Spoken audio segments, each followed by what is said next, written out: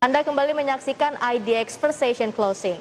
Untuk mendorong stabilitas dan pemulihan ekonomi nasional, rapat Dewan Gubernur Bank Indonesia memutuskan untuk mempertahankan suku bunga acuan di level 3,5%. Adapun Bank Indonesia memperkirakan pertumbuhan ekonomi nasional berada di kisaran 4,3%.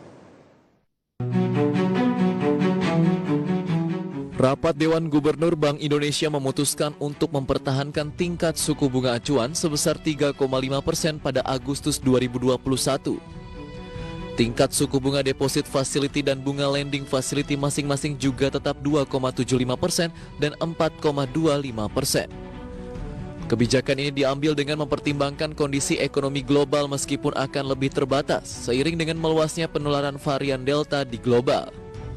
Gubernur Bank Indonesia Peri Warjio mengungkapkan ekonomi global berpotensi tumbuh 5,8% tahun ini.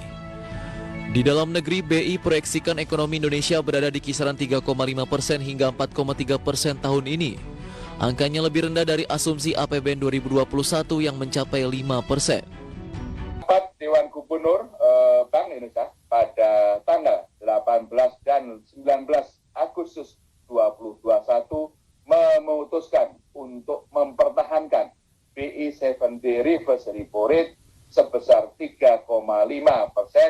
Demikian juga suku bunga deposit facility tetap sebesar 2,75% dan suku bunga lending facility tetap sebesar 4,25%. Keputusan ini sejalan dengan perlunya menjaga stabilitas nilai tukar dan sistem keuangan di tengah perkiraan inflasi yang rendah.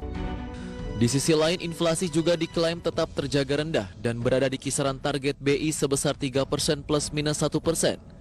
Inflasi Juli 2021 tercatat sebesar 1,52% secara tahunan dan 0,08% secara bulanan. Dari Jakarta, Raharjo Patmo, IDX Channel.